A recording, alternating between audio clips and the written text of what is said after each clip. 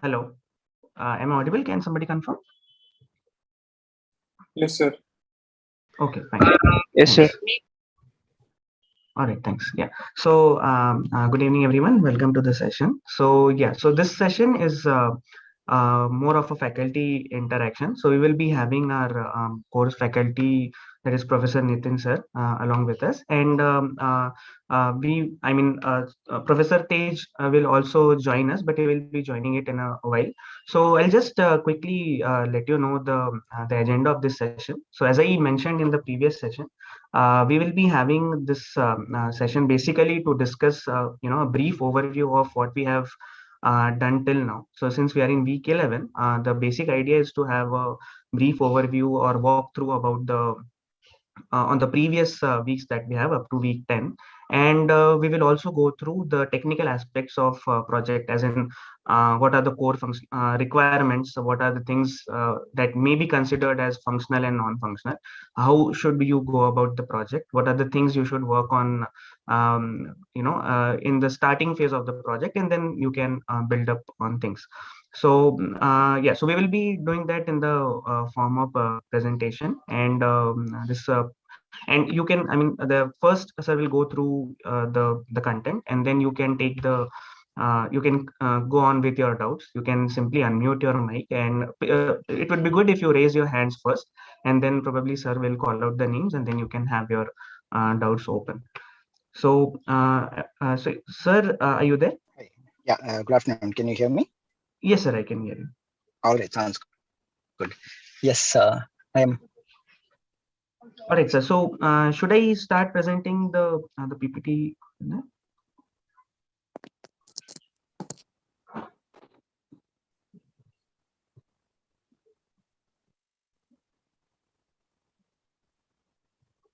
Hello.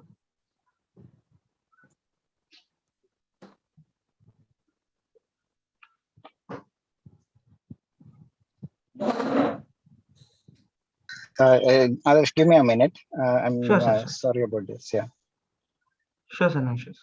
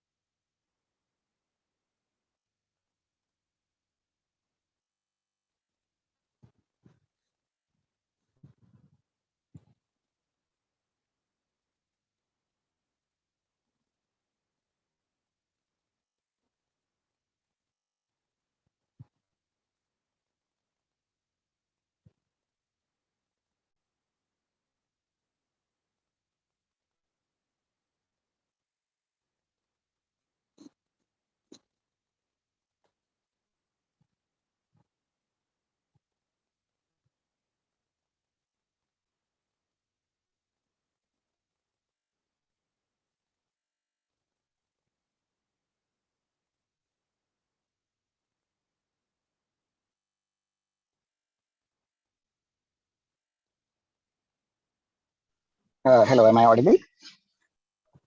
Yes, sir, you're audible now. Yeah, I'm sorry about this confusion. I had to take this call from outdoors, so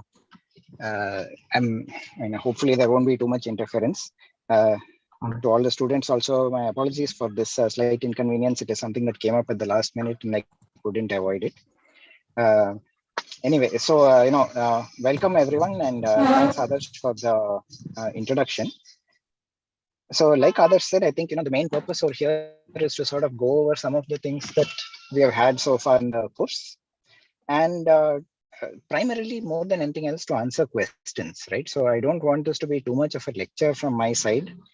Anybody who has any questions at any point, like Adarsh said, if you can just go ahead, raise your hands. Whatever, digitally raise the hand, and we'll try and address those, right? Adarsh, I believe you had some slides that you had put together, and will you be able to share it from your side? Yes, sir, I can share the slides. Just give me a minute. That would be easier. Yeah, thanks.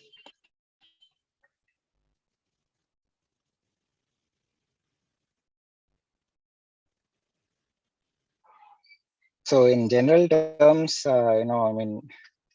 also just looking for general feedback. How are people So is the finding screen the visible, course? sir? Anybody who has any suggestions, right? Or any?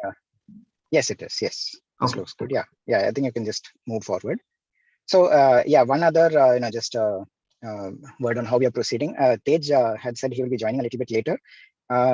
So what I'm going to do is just walk through the initial summary part of the course, right?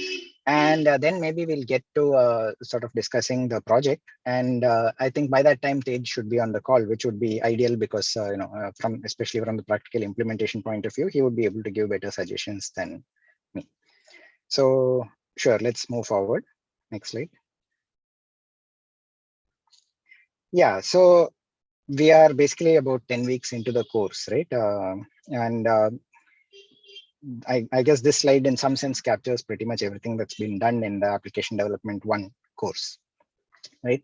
So if I want to do a high level overview of the course, right? I mean, why do we have this kind of a structure? If you look at it, the first thing right from the beginning that we wanted to do was, although the course is titled Modern Application Development, we sort of right from the beginning took the approach that this is web application development that we are talking about, right? And at some level, it's important to understand that there is a difference. It's not necessary that all applications are only web-based. You could have pure desktop standalone SDKs. You could have mobile-based. But the web is a good neutral platform that allows us to do a lot of things, which is why we chose that as our platform for this course, right? And with that in mind, the initial part, so the first 3 were mostly to do with, I mean, how do you even get something to be displayed? What's the mode of interaction with the user, right? So you have HTML for the actual markup, CSS for styling, and that essentially takes care of your presentation layer, right? How do you actually present information to the user? Any application, as we saw, the logic behind it, the idea is that there is some notion of data being stored. And that essentially was covered with the model structure, right? The databases. And then, of course, an application can be thought of as, okay, you have some model of data. You have a view that is being seen by the user. And the user interacts with that view and updates the data in some way, right? And that updating is essentially the controller chain that we are looking at, right? I mean, you have some kind of a controller that that communicates between the model and the view, and that back and forth process ultimately constructs the app. So the first 5 weeks were essentially in sort of setting that plan for how an app can be abstracted out, right? But once we had that in place, we then started getting into a little bit more details. Some of these are specific to the web, right? And some are a bit more generic, right? So the concept of an API as such, right? The application programming interface is a general concept, right? Any time that you have a library or something that you want other people to be able to use, you can think of it as an API. But the REST API is something which is somewhat specific to the web technologies, right? And the reason for that is because HTTP, the protocol on which we are building everything, is stateless, meaning that the server in general does not have a way of knowing in what state the client is. In other words, if your client reboots or you close a tab on the browser, there is no way for the server to get that information unless explicitly some information is sent from the client. Okay, so that is the sense in which we say that the server does not know the state of the client. And HTTP is fundamentally built around that principle, which means that any API that you build must also account for that, which is why this whole notion of the REST API has been developed, right? So then, there were some things about the backend, the application front end, security, testing. These are sort of more generic concepts, things that you need to know, and is also in some sense setting up the platform for application development 2, the MAD 2 course, which at least the initial part primarily deals with the application front end. Okay, so that's basically where we are right now. And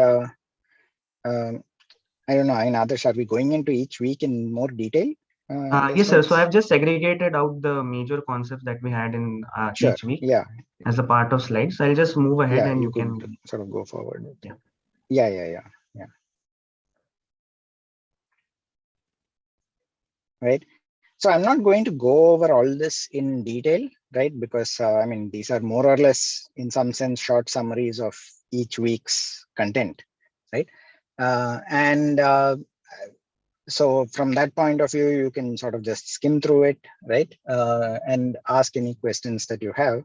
But what I would strongly suggest is if anybody has any questions or doubts or anything, that's probably the best thing to do, right? If some parts were not clear, or if you had any other questions related to this, then we could take that up. I think that would be the best use of the time that we have, rather than me just talking, which I can do, but it's not particularly helpful beyond a point.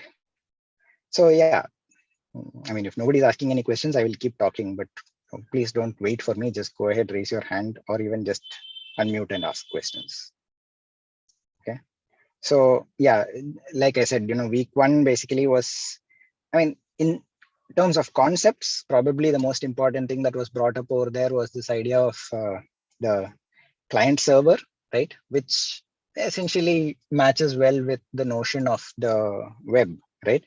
We have this thing of a server, and every I mean, the core idea of a server is basically something that is able to listen to requests that are coming in from somewhere and to respond in some manner, right?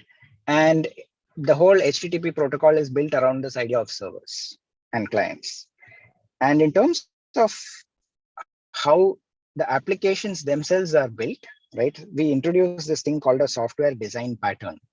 Now, for those of you who are not from a software engineering or computer engineering background, you may not be entirely familiar with the idea of design patterns, right? A design pattern is fundamentally something which just says, look, it's not that it's not a rule, it's not a particular law like Newton's laws or something of the sort. It is more that when you are trying to design or to build something, you want to have certain general guidelines that have evolved from experience, right? People have been building applications for a long time, and therefore they say, okay, this kind of way of building an application is probably efficient for certain things, right? And the idea basically comes, I mean, even the term software architecture, it basically comes from the idea of building architecture, right? So from years of experience, people have found that building a house with 4 walls and a roof and a door is probably a good way of structuring it, right? It allows you to have stability. It allows you to sort of have ventilation, access to the inside, access to the outside. There are various sort of general patterns that are found to be good ways of designing and building a house, right? You could also think of, in order to understand that, you need to realize that 4 walls and a roof is not at all necessarily the only way of building a house, right? I could decide that I wanted 6 walls and maybe a roof that covers only like part of the building, right? Which obviously doesn't make much sense, but that's because the 4 walls and a roof is a very good pattern for building basic houses. Okay. In the same way, model view controller is a design pattern. It's not a law. It's not the only way of designing an application. It may not even be the best way of designing all possible applications, but for GUI oriented apps, right? Things that have a graphical user interface and interaction with the user, it works out pretty well. Okay. So that's sort of the main thing that needed to come out over there. And after that, like I said, week 2 onwards, we had the basics of HTML and CSS. So week 2, and then I think if you move on to 3 also, right? 3 was, what was it? The next slide. That should probably be about the views, I guess. Yeah, right. I mean, so HTML and CSS were more sort of technical background, but then we started going into the details on the view, right? So then view followed by model, followed by controller. Okay. So yeah, I mean, there is a question in the chat. So let me just get to that and see if it's relevant. I'm doing AppDev 1 this semester. I'm planning to take some more time to submit the project. Next term, I'll take AppDev 2. Will I be able to complete the projects of AppDev 1, AppDev 2, and go forward for the degree level in Jan 2023?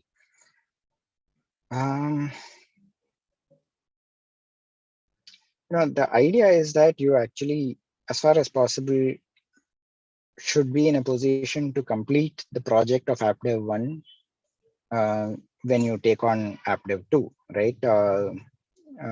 Because I mean, you can, because of the way that we have scheduled the timing, you can do them in parallel. But if you are not in a position to complete the project for AppDev 1 and you are then going on with AppDev 2, then that's not really the ideal kind of scenario, right?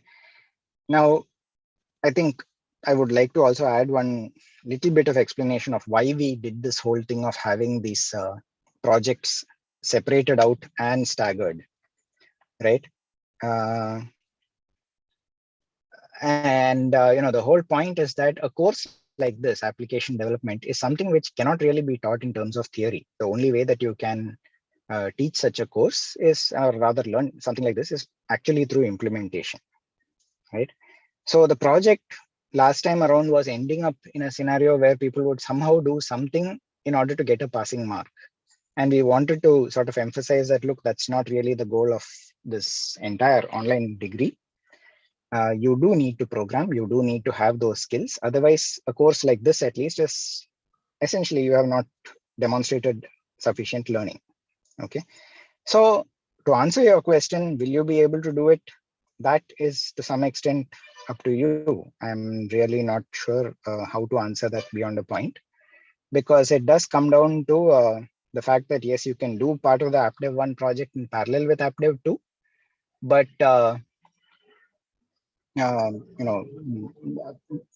in order to finish up the requirements for the degree level, you'll have to sort of go, you'll have to make sure that the other courses are done. And I mean, unless you have completed the AppDev 2, I'm not sure what implication that has for the degree. That's something that you'll need to look at. What are the actual requirements and go with that. Okay. Second question, why are we asked questions in quizzes which are not taught to us in any lectures? I'm sorry, I'm going to be a bit blunt over here, but this is a bachelor's degree. This is not school. You cannot expect, there is no concept of out of syllabus. You are preparing for a scenario where, you are, after this, you should be looking to work. You should be looking for a place where somebody is going to be paying you to work. Okay, potentially, at least. I mean, you might decide to go for higher studies, but you are in a scenario where you are expected to be able to learn things on your own, right? And in life, there is no concept of something being out of syllabus. Okay, now that's the more philosophical answer, but I can get your point to some extent, which is that, why are we being asked things which are outside the lectures? I mean, obviously, we are not going to ask you something completely unrelated to the course, but the expectation is that, to a large extent, in addition to whatever it is that is done in the course, you are also going to be doing reading, additional reading outside of that. Okay. Now, these courses, MAD1 and MAD2, are, I mean, actually speaking, from among all the courses that you are doing, from the practical point of view, they are probably the ones that are where the underlying technology is changing the fastest. Okay. Even something like machine learning, right? There is a significant amount of background theory that already exists and that is not really changing fast. Of course, there are many new ideas in machine learning that are coming up. So from that point of view, yes, it is something that changes. But AppDev is something which literally, I mean, the kind of browsers that you have, the kind of servers that you have, everything is changing almost month to month, right? To the point where we are finding that things that we recorded like 6 months ago, we need to relook at them and see how we should change some of those concepts. Okay. In fact, as an example, we for MAD2, we use this front-end framework in JavaScript called Vue, right?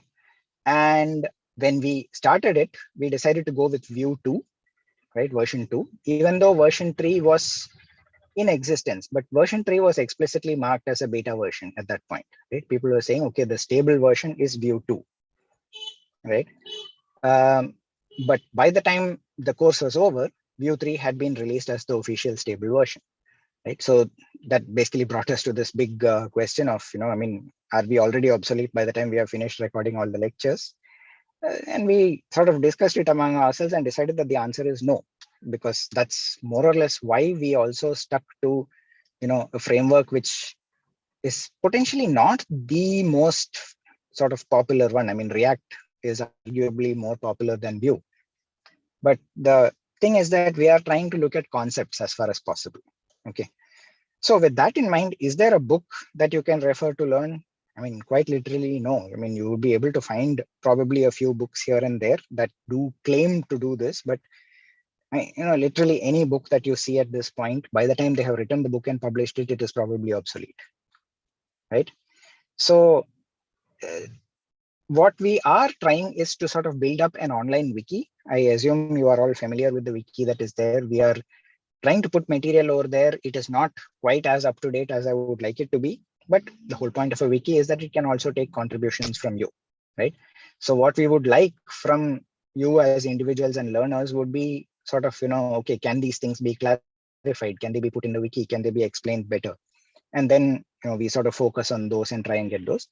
Or even better would be if one of you can also, come up with the discussions on the forums and so on, right? So that's part of the point. I mean, a course like this, you do not learn from a book. You do not learn from theory. The only way is ultimately by sort of trying things out. And at least as far as the activity questions are concerned, we are trying to keep them so that you are forced to read something which is not covered in the lectures, right? As far as the graded questions are concerned, our philosophy is slightly different. Even if you have not sort of read information explicitly about something, for the most part, you should be able to work it out by reading the question and sort of, using some general knowledge about the course, right? In fact, throughout in the quizzes, in the graded quizzes, as well as in the actual quizzes, the main thing that we are trying to do, in fact, the way that we go over the questions at the end of it is, all the questions we have to answer that thing. If someone does not know some specific detail, but is broadly knowledgeable in the area of application development, would they be able to work it out? Okay. So that is the sense in which, I would say that, questions in quizzes, yeah, they might not be taught in the lectures, but at least anything that is graded, we try to keep it so that you can work it out. Okay. So yeah, let's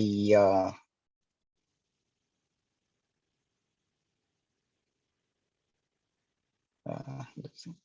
Okay. All right. Week 6 lab assignment of API. Well, the project definitely requires you to sort of, I think part of it is that you also need to implement an API, right? I think for MAD1, that is sort of considered, well, not exactly optional, but it's not on the critical path. Even if you don't have an API, it would still be considered okay.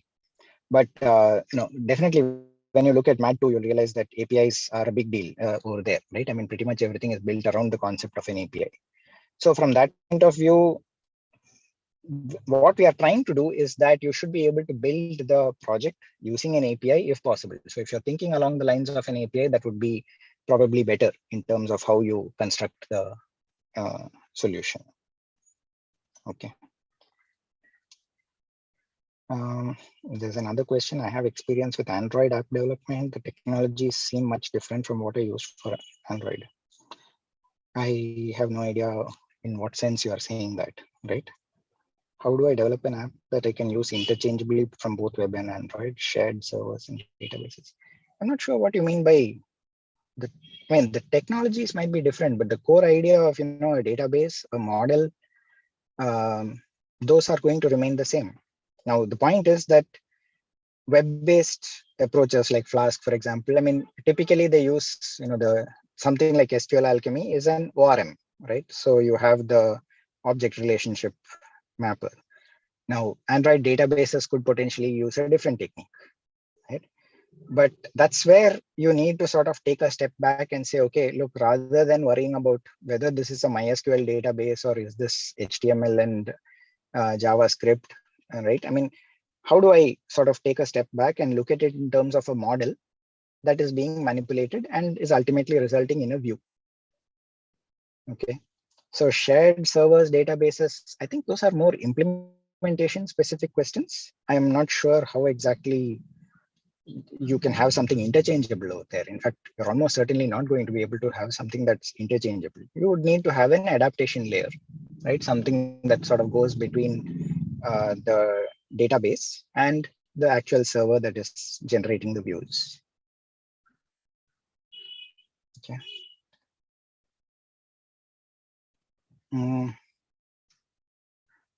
Can we create a full-fledged application without APIs? What is the significance of APIs? Of course, you can create a full-fledged application without an API, right? Absolutely no problem with that.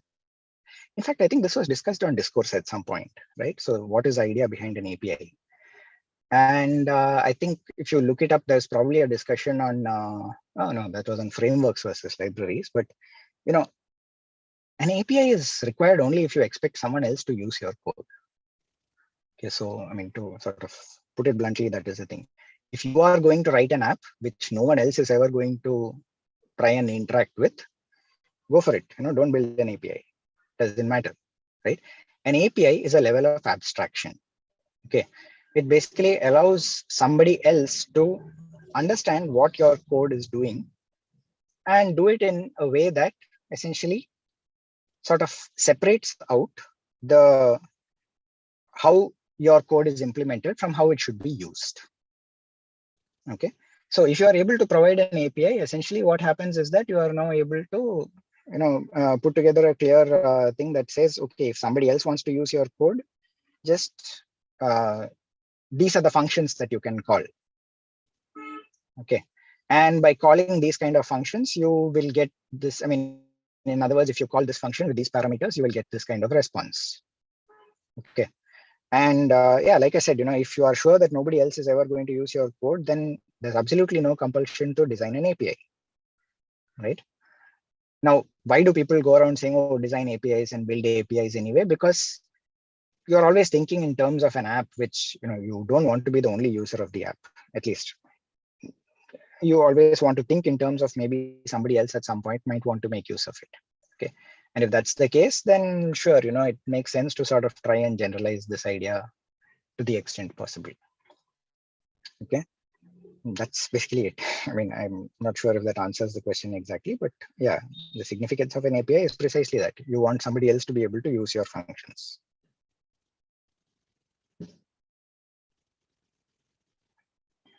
Okay. All right. We have a pause in the questions. So yeah, maybe quickly get back to the summary, right? I mean, like I was saying, okay. So, you know, if you think in terms of model view controller, then Hello, sir. we start, yes, go ahead. I have a question about frameworks. Okay. There are so many frameworks, like for CSS, there is a Bootstrap, there is Tailwind. For JavaScript, there is Vue.js, React.js, and all those things. For Python, also there is Flask, Django. So is it better to do things vanilla, or should we choose one framework and memorize that? Because I think memorizing all the frameworks would not be possible. Right. Because so everything does. Exactly. Right.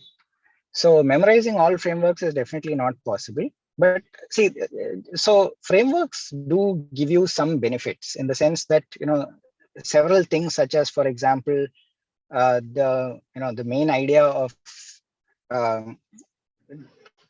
even the whole, how do I do routing of requests, right? So Flask, for example, does that app.route, and all the routing of requests to functions is handled through that mechanism, right? You could do it completely using the Python requests library, right? That would work perfectly fine. It would be much harder to do because you would need to parse out each of the requests. You would need to make sure that they are validated. You would need to figure things out and so on, right?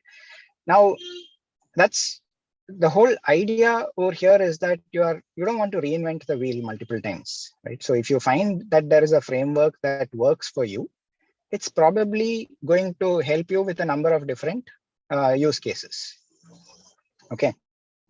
Now, on the other hand, when you trying to keep up with the latest frameworks and always sort of switch to the latest frameworks and say, okay, what can I do with this? Is just not going to happen either, right? So it'll be pretty much impossible to always adapt your code and say, I am going to use the latest framework. So should you use vanilla? Should you use an existing framework? That is largely up to you, right? And that was also part of the reason why we chose Flask. We intentionally chose one which is arguably a simple framework, right? It's relatively one of the least complicated frameworks that we can think about. Okay, so if you look at Django, for example, it provides much better functionality, including an admin dashboard and various ways of doing other things. But it is in a lot of ways more complicated than Flask, right? So to sort of make our point, which is that we are trying to convey the idea of model view controller and so on, becomes much harder using a framework like Django.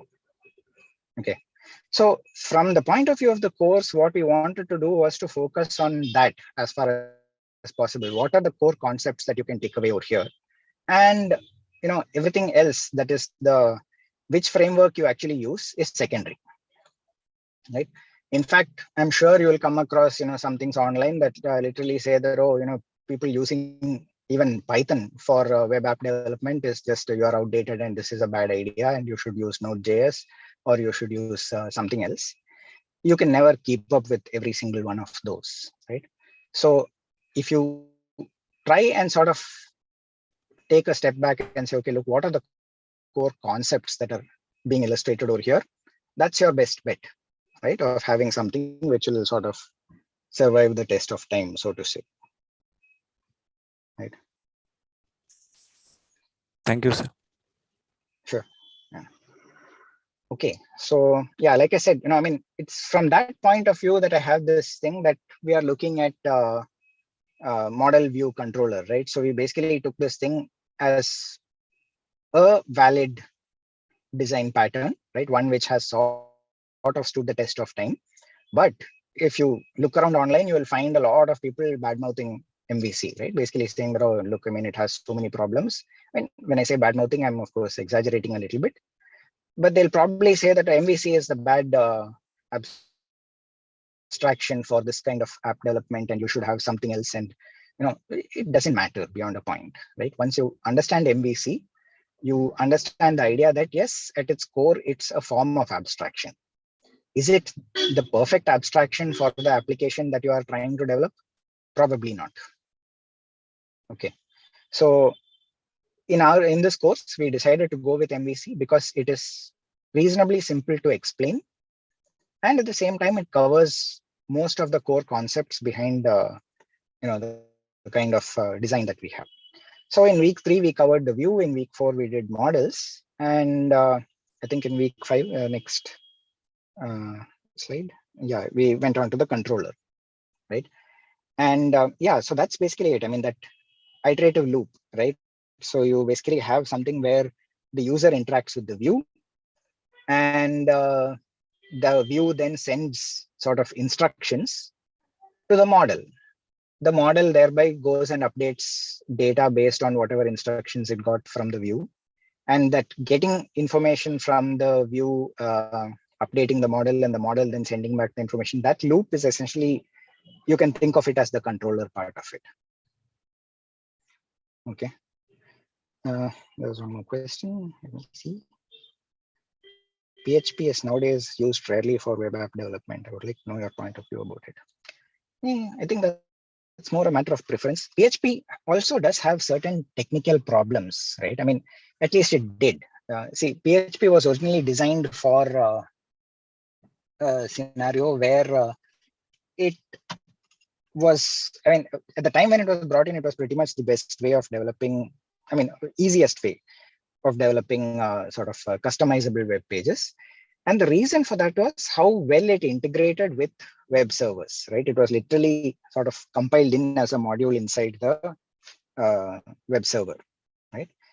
Now, is it used rarely for web app development? I think you should look at this framework called Laravel, right? And there are a lot of people who swear by it and feel that it's actually a very good framework. Okay, it has like lots of things with all the model view controller, all the latest fancy stuff. It is pretty good as far as I know. Okay, so I wouldn't say that it is used rarely. As far as I know, the Drupal CMS and Joomla, both of them, in fact, I think are still built on PHP. Right? If you are developing a completely new app, should you go with PHP? Maybe. I mean, it depends on, maybe you should give Laravel a try, and if you like it, then go for it. Okay. Don't sort of say that, oh, nobody uses it, because, that sort of becomes more like, oh, it's not used because it's not used. Okay. It's not because of any technical deficiency of the thing. There were technical deficiencies, there were problems with PHP, most of which were sort of addressed and fixed in various ways at different times, right? So nowadays, you will probably find a lot of people saying that Node.js is the best way of designing because, it has asynchronous operation and can handle concurrency. And yeah, I mean, lots of terminology will be thrown around, right? The point is, at some level, it comes down to your understanding of the problem that needs to be solved. It's perfectly possible to develop an app in pretty much any language that you can think of, right? PHP is by no means the worst. It is definitely, I think, a viable language for very good web app development even today. So yeah, I would definitely not say that it's used. Okay, is it used rarely? Maybe, but not because there is something wrong with it. It's probably because other things are more sort of, the sort of flavor of the day today. Okay. So, all right, coming back to the slides.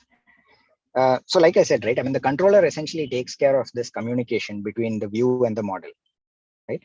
And like I said, after that comes this whole idea of an API as an abstraction, right? And yeah, it's good that that question came up because I think it's important to understand that APIs, even though we say that yes, you should think and you should know how to use Flask REST and how to be able to create APIs, RESTful APIs and all of that. Sometimes it's just overkill, right? You do not always need an API. Okay. And it's perfectly valid to design an application where you do not have an API, right? Now, of course, I said that, this is especially true if you are the only one who's going to be developing the code. But there can be instances where, it's a relatively small application, which few people are going to use. And in that context, maybe it just makes sense to say, yeah, we are not going to bother with an API. We will have design where we directly have a set of libraries and functions inside, and there is no API that is exposed through HTTP. It is just one sort of monolithic application, right? Now, MAD 2 sort of makes it a bit more clear why you want to use APIs, because a lot of these front-end frameworks like Vue.js and so on actually just, they work perfectly with APIs, right? So if you have this structure for your app where you have already designed an API, then taking out your front end, which is designed, let's say, with pure HTML and CSS, and replacing it with some component-based framework in Vue or in React becomes very straightforward, right? And upgrading the front end, making it sort of look better, work more snappily and faster, all of those things happen a lot more smoothly once you bring APIs into the picture. Okay. And yeah, like I said, the REST part of API is something that is HTTP specific. It comes about because of the way that we are looking at the web as based on the HTTP protocol. The fact that there is no concept of state that is shared between the server and the client, right? I mean, in other words, there's any state that needs to be shared between them has to be explicitly transferred with each request. So the client, whenever it sends a request to the server, also has to convey, I am in this state and I want to do this. So tell me what to do. Okay. All right, moving forward. Yeah, so, I mean, after week 6, a lot of it was more sort of related to, in some sense, details, going into some details on specific ways of implementing certain things, right? So we already looked at week 4, the model, right? And the fact that there is a database associated with it. But week 7 was sort of going a little bit deeper into that, right? Saying that, okay, why exactly do you need databases, right? And this fact that, actually speaking, if you think about it, right, I mean, even this whole concept of a file system or a database exists only because computers have this memory hierarchy, right? That is to say, there are different parts of a computer where different memory elements will be accessed with different latencies. Okay. If that didn't happen, then you would just probably throw everything into main memory and never have to worry about how efficiently you can search and things like that, right? If everything, searching for any data was instantaneous, you just have to sort of give it a query and it gives you an answer, then you don't really need all of this database structure, right? But we don't live in that ideal world, so you do need to understand what a database is. And as far as an app develop, from the point of view of an app developer, what you need to understand is, why should you even know about these different kinds of databases, right? What is it that any one of them will give you, right? What are the pluses and minuses, right? Once again, this is an area where you are very likely to get caught up with a lot of jargon, right? Especially with regard to NoSQL and so on, right? I mean, take it as it comes. I would say that, rather than sort of straight away jumping in and trying to say that NoSQL is the future and this is what you need to do, you need to actually understand under what circumstances is NoSQL better, right? And then you can decide whether you really need to go down that path or not. Okay. Now, front end, ultimately, I mean, I'm not even going to say much about it here because this is pretty much what MAD2 is about. Okay, or at least the first half of MAD2 is about this. So we'll just skip it for now. Right now, you just need to know that, yes, you can make front ends that are more fancy than pure HTML and CSS. Okay, next. Application security, right? I mean, so this is again something which these are concepts that as a web developer, you need to understand, right? What are the different ways of access control? How do you implement access control in an application, right? Because again, unlike a desktop application that is running on one system and is used only by one person, a web-based application fundamentally has this nature of being multi-user and remotely accessible. Okay. So that's where you need to really understand what you mean by access control. Why should you even bother about it, right? And how does it basically work in practice? Okay. And yeah, week 10 essentially comes down to testing, right? And this is much more of the software engineering side of things. Essentially what it's saying is, look, you can write all the code you want, but how do you sort of make sure from the beginning that it does what you want it to? Okay, so how do you specify exactly what it is that you want out of the code, and how do you test that this is actually what is happening in practice? Okay, so application testing is one of those things which, I mean, it's covered towards the end of this particular course, but I would say that it's actually important right from the beginning, right? Right from the start, you need to be aware of the need for testing, and then to see how you would go about actually implementing it. Okay. Again, in all of these things, the main thing to keep in mind is the theory will only take you so far, right? You need to sort of understand why the theory exists and what it is that you are actually going to be implementing in practice as you move forward. And the only way to really learn this stuff is by coding. Okay. And unfortunately, the flip side of that is the frameworks and languages and techniques that are used are also things that are rapidly changing dynamically, right? So if you find this area interesting, I would, definitely say at every step, before you learn a new framework or a new technique or a new language, take a step back and say, okay, am I clear about the concepts? What are the underlying ideas over here, and why do I even need these things? Right? As long as you can relate them to fundamental underlying concepts, you will be able to get a much clearer picture of what this course is about, and also of how the entire process of application development works. Okay, so I think that's it at week 10. This is pretty much the summary of the course content as we have it at this point. Any other questions?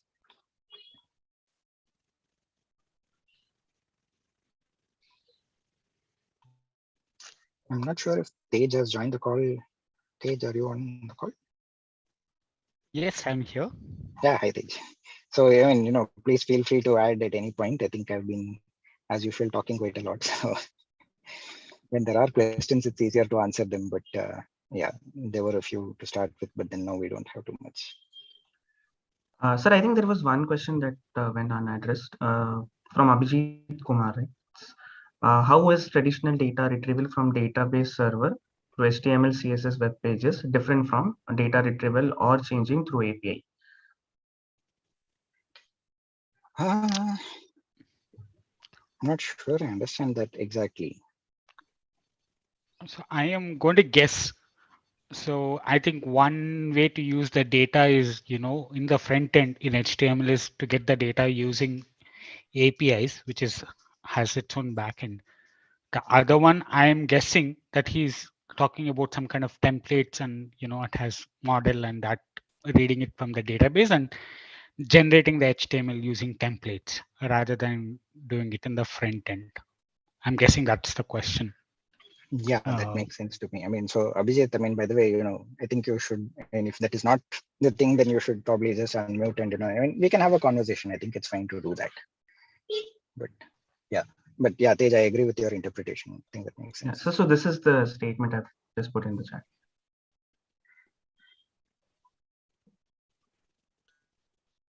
Yeah, I mean, I think we saw that comment. I mean, I think we were trying to understand what exactly that retrieval from database server through HTML. I think like Tej said, I mean, I would interpret that as retrieval from server through HTML, CSS means you're using templates and directly sort of rendering it on the server versus changing through API. I mean, I think the question is little, it has missing points as in what it means. Yeah. I mean, the one way I can tell you is the traditional server HTML, CSS web pages is different from APIs, because I think HTML and CSS are meant for human beings to consume, and API is meant for machines to consume. Is one way I can attribute. I mean, understand it as. Right. That's yeah, that makes sense. I think so.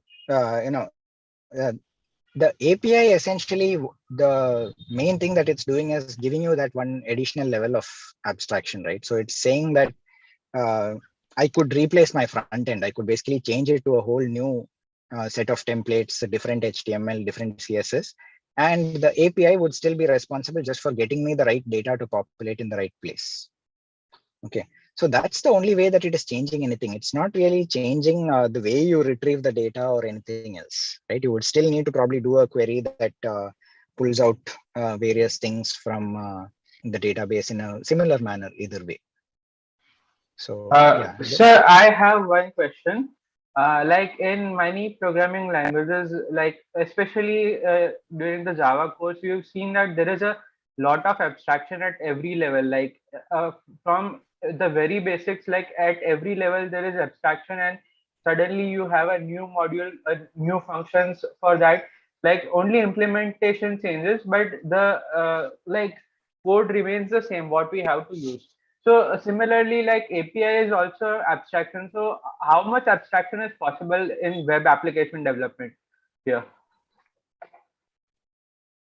Can I answer, Nitin? Sure, go ahead. So the way we generally do it is you have a one abstraction at the layer of ORM for the database, and then you have an abstraction at the business level.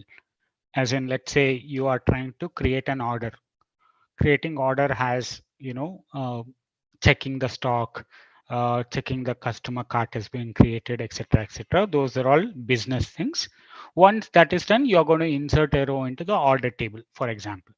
So there is two levels of abstractions already. For example, one at the database ORM level and the other one at the business level. So let's say at the business layer level, you have create order as the abstracted function.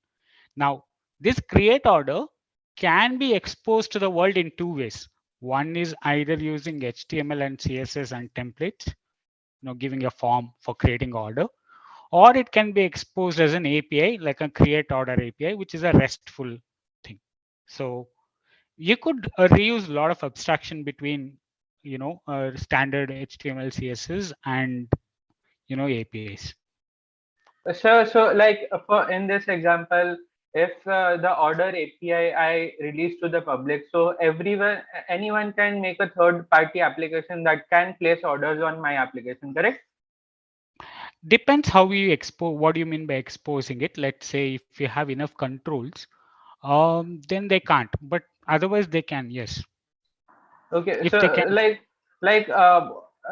is it is it good to make APIs for every functionality in your application, or only like very basic the database layer? It depends. Again, ideally, you don't make an external API for the database level. You will make APIs only for the business level things. For example, when I say create order, it as an API, let's say it's a post, because in RESTful API, it will be entity / post method will be a creating order. That will be a business entity. So you will expose that, and that is now if you want to allow everyone in the world authenticated, everyone in the world to create order, you can expose that. But if you really don't want that to happen, then you don't need an API at all. You could just go with the traditional one.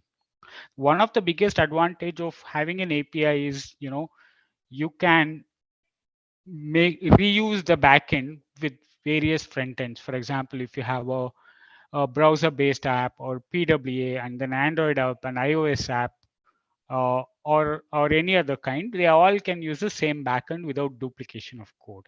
I mean, that's the whole advantage of API, right?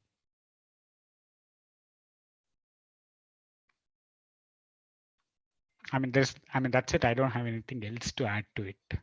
No, sir, that's fine. Yeah.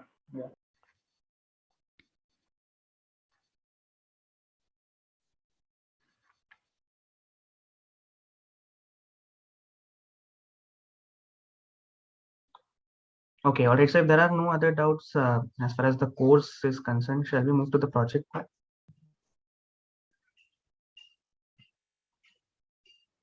So if there is a doubt, you can unmute yourself and go ahead and ask. So actually, just and since it's just turning on 5 o'clock, I might have to drop off the call for a short while now, for about half an hour. Tej, I hope that is okay. I mean, especially project related, I think you would be better placed to answer than me anyway. I will, I will join back once I get back online. But hopefully that should be around 5:30 or so. But in any case, the usual thing stands. At any point, if you want to ask any questions, then the best way is to raise something on Discourse and either tag me or tag one of the TAs, and usually I get to know, and we'll try and respond on Discourse as well. So hopefully I'll see you all back in about half an hour. But if not, then good luck to everyone, and let me know if there are questions. Thanks. All right, sir. Thanks. I'll just go to the next slide, sir.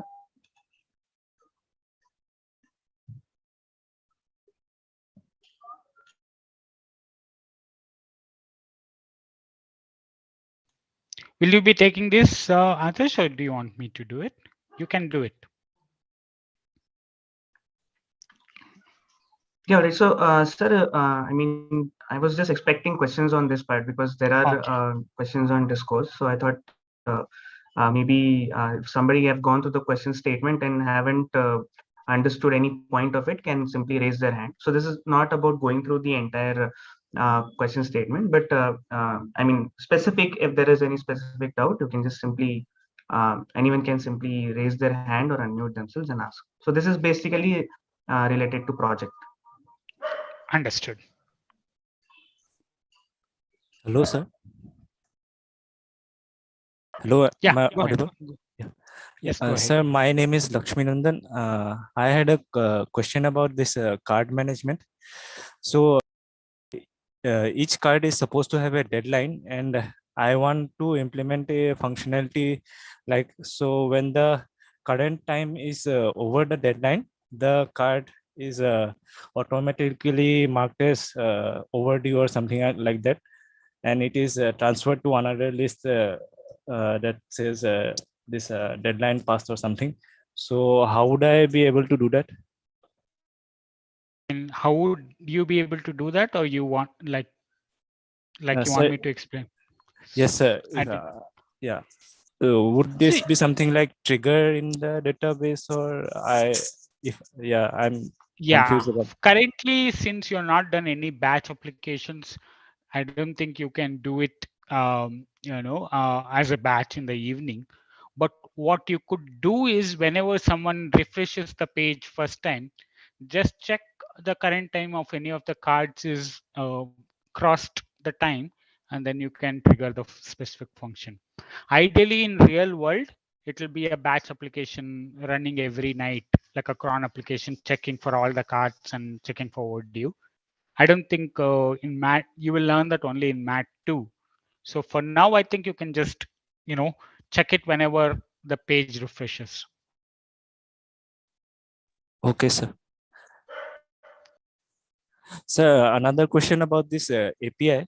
So in the Flask app also there are controllers. In the API also there are this CRUD application,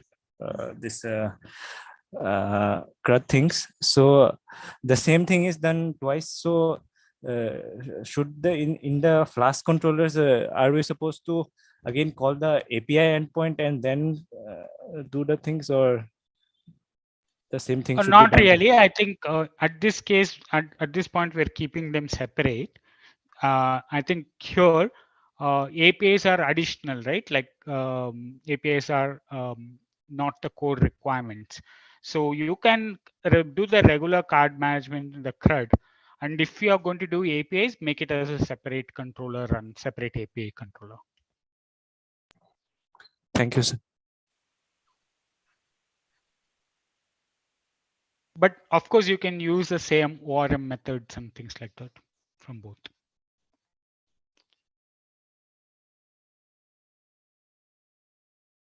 Okay, sir. Yeah, so AP, your hand is raised. You can go ahead and ask a question. Yeah, hi. Good evening, sir. Am I audible?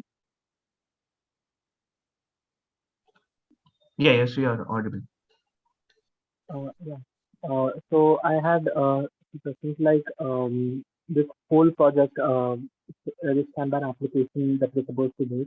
Well, I consulted Google, I consulted YouTube, and what I wanted to ask was that if you could just give an overview of what this project, what this application is actually supposed to be, because I tried to understand it, and I wasn't fully sure if I actually got it. So if you can just give an overview about what do we have to do in this. So I didn't understand the question. What exactly is the question? So I was wondering if you could just explain to me what exactly do we have to do. I mean, how is it supposed to work? How what is this? What is this application that we're supposed to make? I think did you get a chance to take them through the screen flows, that wireframe? No, sir, but actually it was provided with the question statement. I mean, the question statement that we have published has it. I can display it now if it is required. Yeah, can you just display quickly? I can just sure, sir. Just give me a minute. Yeah.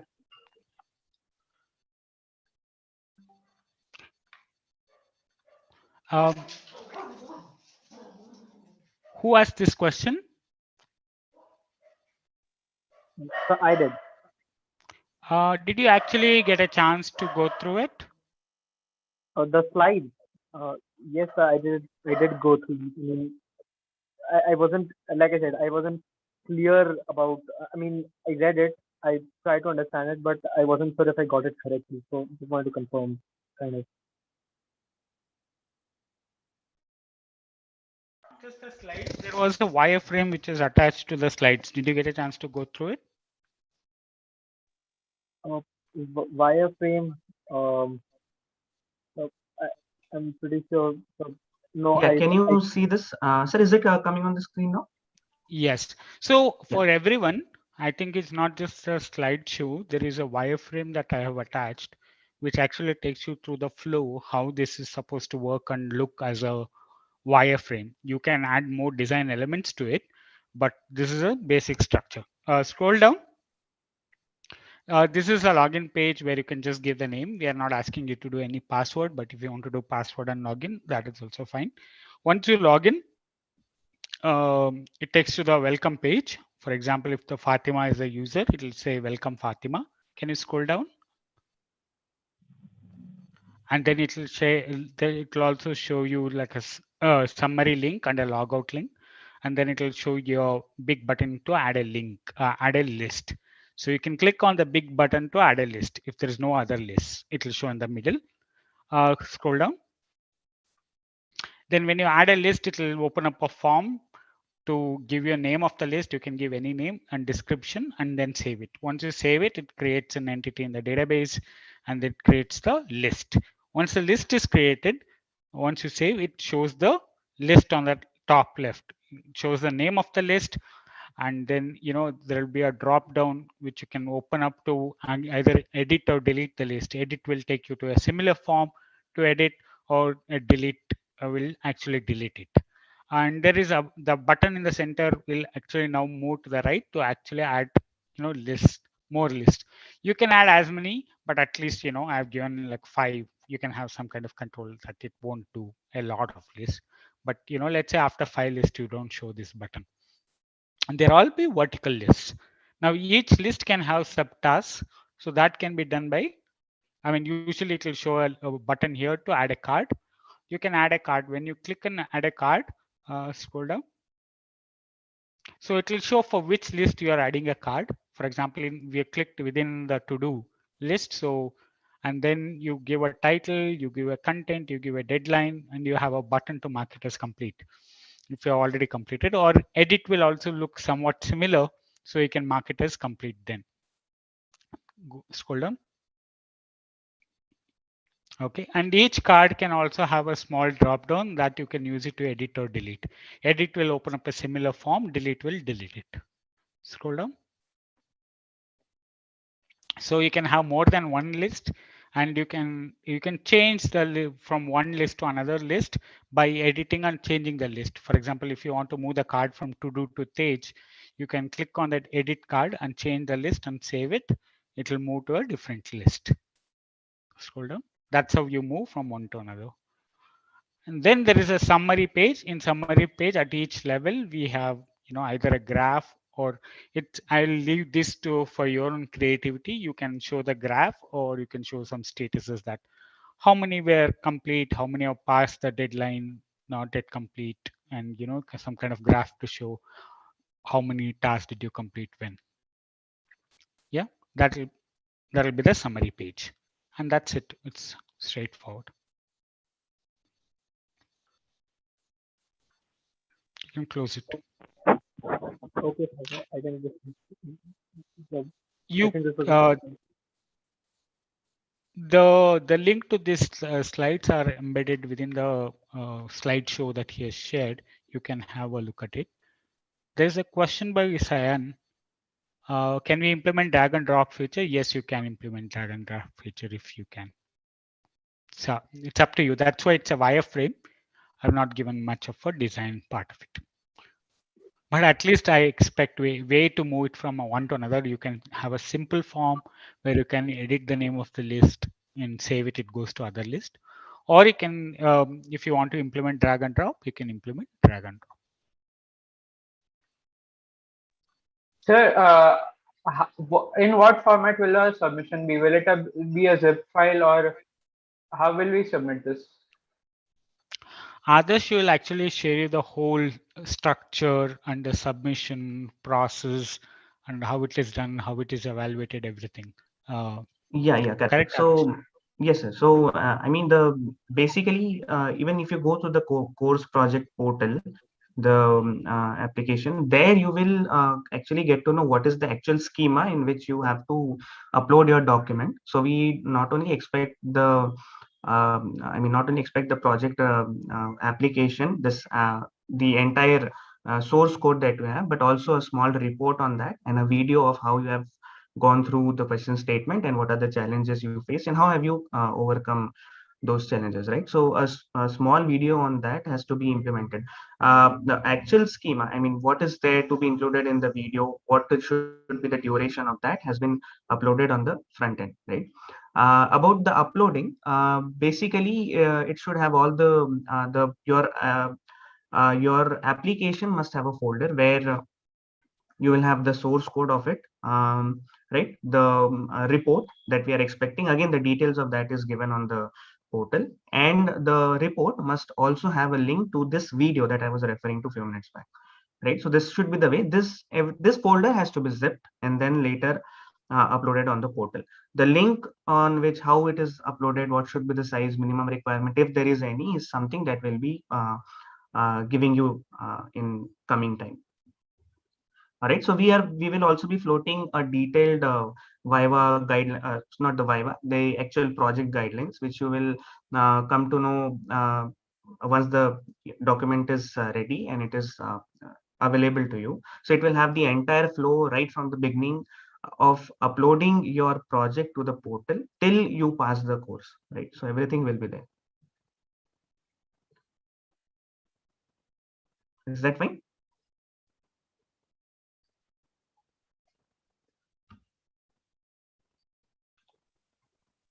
So I have one more question. Yeah. So yeah, so can you please tell me what are the expectations for this project? I mean, like what I'm supposed to be submitting. So what are you looking for to the in the submission? I mean, are you looking for something specific, or is it the general idea of how I implement it? Oh, So are you talking about the report or the source code? No. The whole application, not the report. The report is. Yeah, so the application, see, I mean, from whatever you understood from the problem statement, all right, that is something you have to create as an application, right? And the source code of that has to be submitted to us. All right. Okay. Like All the files. Yeah, for example, if you are using any database, which you will definitely be using, right? The source code.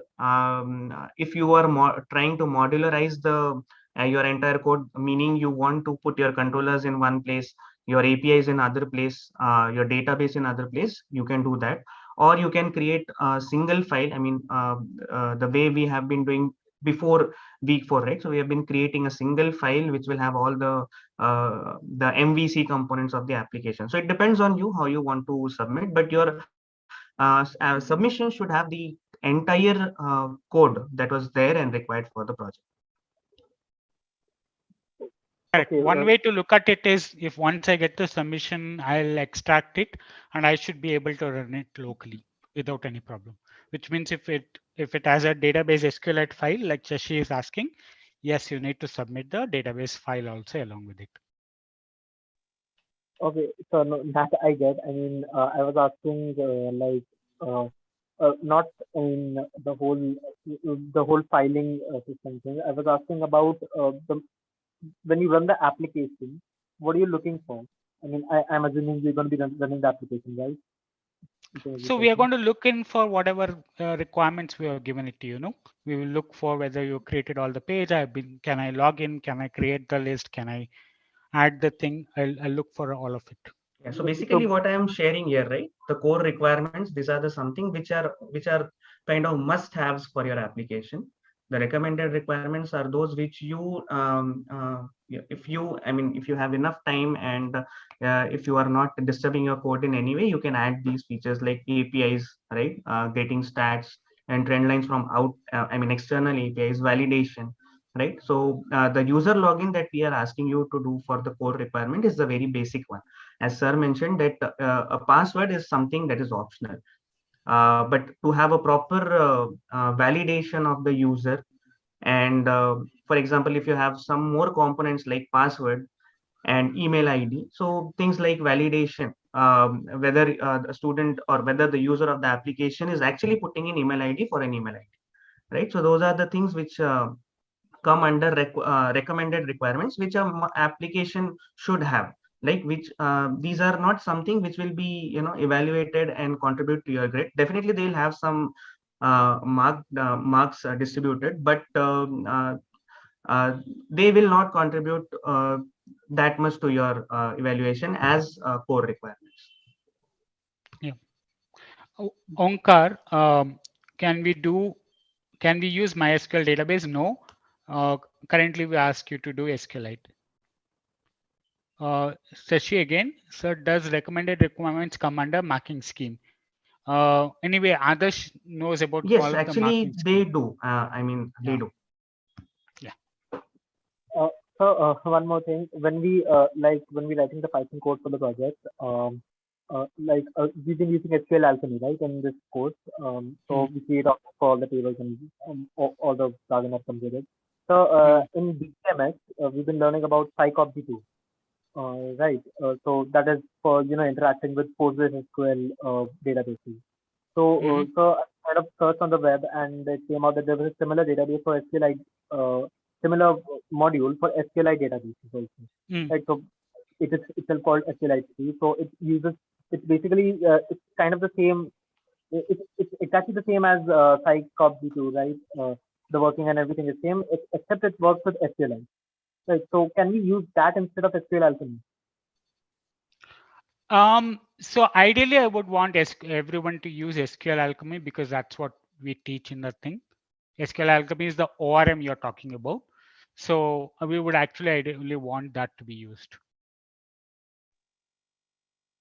Sir, you will be evaluating this on your local machine. So, like, what Python modules will be already installed? Like, will we be limited in what we can use for our application? Not really. You can send a requirements.txt file in your project. Okay. A virtual environment we can include, sir? Yeah, I mean, you can include virtual environment, but if you give me a requirements.txt, I can create virtual environment, right? Yeah, correct. Okay, So okay, that sir. is something which we have been trying to avoid. So what happens is creating a virtual environment will unnecessarily create additional files which are not required as your submission, right? So your code, if you have the source code files and the requirement.txt, we might create the one virtual environment by ourselves and install those requirements, because you might also face some limitations on the size of file that you can upload on the portal. Correct. So don't include virtual environment, include only the requirements.txt. Yeah, so styling is up to you, right? If you see the optional requirement, we are saying styling and aesthetics. So to what extent you can go for styling is something that you can decide. You can simply go for, not using style at all. But however, some would be required. If you, I mean, if you have seen the wireframe that we have shown, I mean, basic styling is expected. You can definitely use the normal CSS that we're using, vanilla or Bootstrap. No issues with that. So it depends on you what extent you have to go with as far as styling is concerned. So the implementation of this whole app would be on a web browser, right? So we don't need to actually create an app which would work on a phone, for example, right? It should be a web app. Web app, right? So anything we could run in a browser. Correct. Yeah.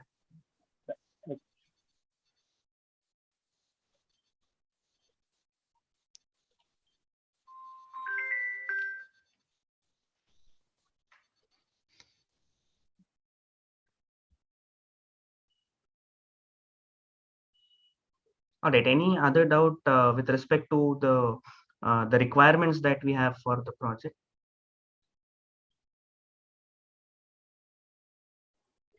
Hello, hello, sir. Am I audible? Yes, yes, you're on. Sir, I have a doubt regarding the Kanban app, sir. Sir, actually, Kanban app is not a new thing. Actually, it's already in existence. And sir, it is used by different companies and different people for different things like product management, and even if a team is working on or any other major project, then this Kanban is for used for task anything. So I have just a question. Did we also have to be type specific? I mean, we are making it for project. I mean, product management or any such a thing. Not really. We are going for the most generic one. Like you saw, it is mostly like just a list and task, the most simplest form.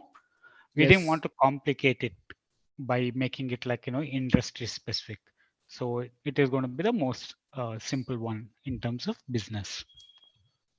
Yes, sir. So its main agenda will be to manage the task and help you to within the deadlines and Correct. be in the null. So if I talk about submission, when I make a video, then I should not just talk about my project. I mean, when I thought about the videos and something like, I have thought we have to be like type specific on which type you are making. So that's the confusion I had in my mind. I mean, are you talking about the video that you will submit to us as a demo in the project? Is Yes, that the I video?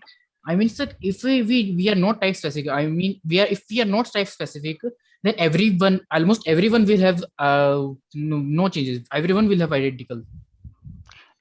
Can have identical. Yeah, I mean, that's the problem with any project, right? Like Yes. somewhat similar it will be. Even if I tell you project specific, let's say I make it for software industry project management. Yes. Everyone will have the same thing, right? Yes. Yeah. Yeah, but So, again, if we give you the context of what exactly we are using this application for, there is a more chance, right? Increased chance of your application being exactly same as other students, right? So that's why we are trying to keep it more generic. So it depends on later, it will be dependent on user for what purpose the user wants to use this application. yes, sir. Correct. I mean, in yes, this case, it also gives you like some opportunity to like, distinguish yourself from others by, you can do like a different styling, different aesthetics. Like somebody was talking about pop-ups for creating the task. Somebody was talking about drag and drop. You can do all of that to differentiate from others, right? Like the whole design part is left to you to how you want to do. Yes, sir. That is generic sermons. Styling part obviously will be a different. Everyone has different creativity.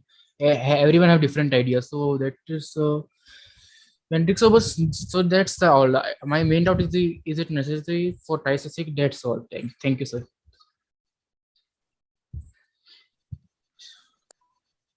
Yeah. So basically, what should be the deadline? How are you supposed to submit your project? What should be I mean, what will be the window where you can submit the project will all be conveyed to you later, right? And about the video, basically, you should understand the video should be a walkthrough of your application. So you don't have to go through the code. You have to just run it and show what your application can and cannot do.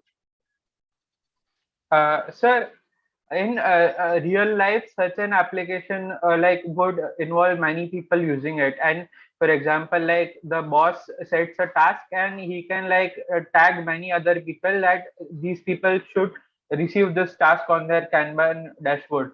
Like for different tasks, different people will receive it. So how could such a functionality be implemented? I mean, currently we don't expect you to do that, but if you No, want sir. to implement, I'm not asking for this project. I'm asking in real life for future, like for some project, if you want to do something like that. So, what will the requirements be for that? I mean, I think at least two, right? One is you have to implement real user login, username and password, so they can access their own only and not others. And the second thing is each list will have a linked with it to a username. Currently, we don't have a user concept within the thing that everything that created in the database or every list and every task is associated with this specific user, the one who is logging in. But in that case, it will be the person who is logged in. When he creates a list, that list actually, if, let's say if it is a list is a row and in a table called lists, and that table will have a column called username, and that will contain the username because it belongs to that user. So everything becomes user specific. So that's how you generally implement very user specific things. So like, for example, in this, if I'm the boss and I set a new task and I want only 3 specific people to receive that task on that dashboard, and for some other task I want other people, 5 people, for example. So like that thing, user specific each task I have to make. No, you can have multi-user, no? Like currently the one we talked is one user associated with one task. You can have many-to-many connection between tasks and user, where you can have many users connected to one task. You would have learned many-to-many, no? Like relationship in Yes, sir. database schema. So like this will be many-to-many between card and the users. So where the boss can connect this card to many users. Okay, so like in that case, if I want that only the boss can edit something for that task or for that card, others cannot edit that. So like that is access control, right? Yeah, that like be access control and roles. So you can have a owner role, user role, a read-only role, edit role. Yeah. So in the list management, there was a multiple language requirement. So do we have to do anything special for that? I doubt you have to do anything special, but what we ideally want is, if I'm a user, I should be able to add, task name, description in any language that I want, and application should be able to handle it. Which means when you're creating the thing, you make sure it's UTF-8 and all of that. That's in most modern browsers and most modern databases, it's probably handled by default. So we are specifically mentioning that, make sure that you test it and it's working. Okay, sir. And another question was while submitting, do we have to submit a dummy database or just a blank database? I think all the submission condition rules and things will be shared later, like Adarsh said. So I think you can look forward to that, and maybe we can discuss that. Okay, sir. Yeah, so one aspect to that is what happens is when you, you go through your actual Viva, we would ask you to perform certain tasks your application can do, right?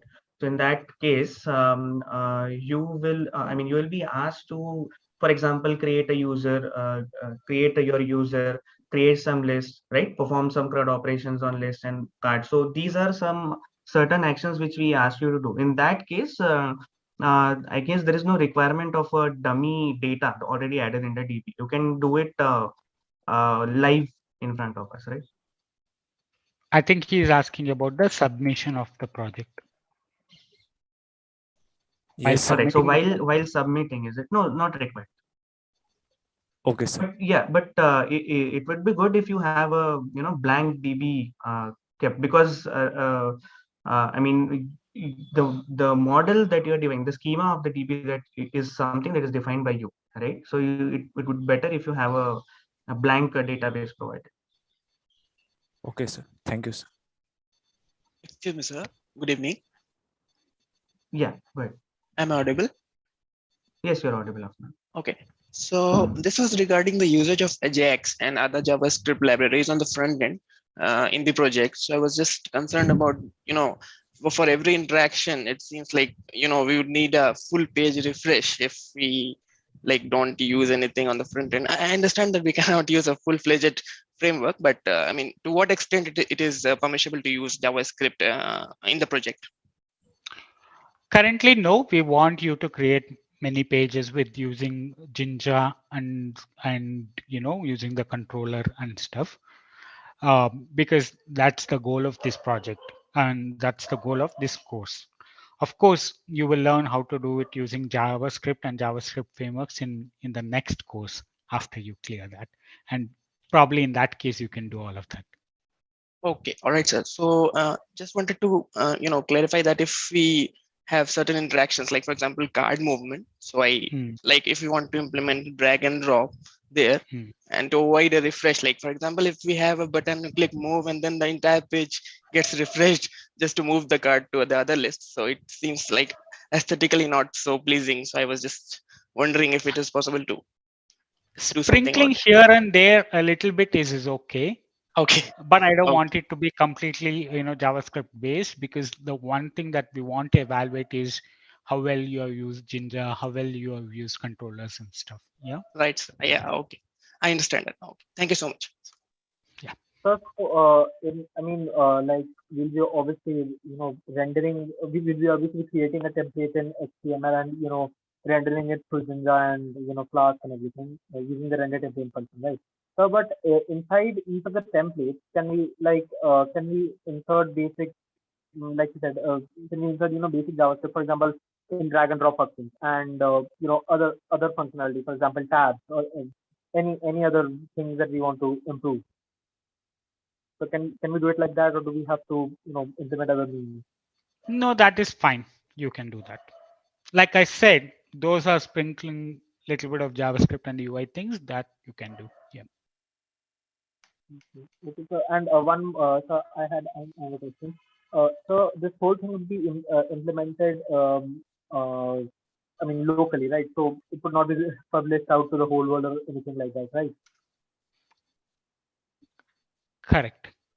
Yeah. So my question was that hopefully eventually we will be creating our own project in the future or whenever, right? Eventually we'll be trying to publish these things to the web, right? So if I were to create my own project, like something like this, for example, which uses a web browser to for its functionality and user interaction, right? So for example, I'm creating a website, for example, right? So it would have a backend functionality using databases and whatnot, or everything that comes with it. So what do we do to ensure that everything that we have done in this would be secure? Like anybody who wanted to access information which was not meant to be accessed for anybody else, right? For example, contents of the database. So does security come naturally to this whole thing, or do we have to implement any extra security measures for that? So we are not handled that in the MAD 1 as such. We will do it in modern application 2, and you will learn, how do we do that. But yes, there are, if you're going to make it into an actual public site, there are many things that you would want to do. Like, for example, creating actual username and password, and actually validating the user email ID, and ability to reset the password, and ability to make sure that only authenticated users access the API or the pages, and keeping the database safe. There are many things that you will have to do. I think we can probably show some of it, but not everything. Yeah. Like so, for example, if I were to make this whole project that I'm going to be making, that this whole project that we're supposed to be making, if, for example, I wanted to make it public, right, and I wanted it to be slow, so do I have so so I'm taking this only as an example, right? So this whole Canva thing which I'm supposed to be making, if, for example, I publish it on the web and somebody else accesses it, and it turns out to be a hacker or something like that. So would he be able to access my database? For example, I'm creating a user login with a password, right? So would he be able to access the user ID and password of everybody else who's logged in? See, it depends on how you implement. I can't answer that question. If the setup is really bad, then he will be able to access database. But depends on how you implement, how do you secure it. So I really can't answer it. So with our current knowledge, with the knowledge we have gathered up until now, in this MAD 1 course, so would we be able to create this whole thing in such a way Not really a serious production ready application. No. You will also have to go through Mat 2. Yeah. Okay. Thank you. Excuse me, sir. One other question I have. Can I ask? Go ahead. Yeah. Okay. So the APIs that is mentioned there in the recommended requirements that we have to create. So since we are mostly rendering all the pages from the server side itself using Jinja templates, right? So is it like we have to use those APIs? I don't think we will be able to use those APIs in the application itself, given that we will be rendering all those pages on the server side. So the APIs are like additional. I mean, like we don't have to use them as in the case of, like when we use front-end frameworks, what we do is we develop APIs and then we use it.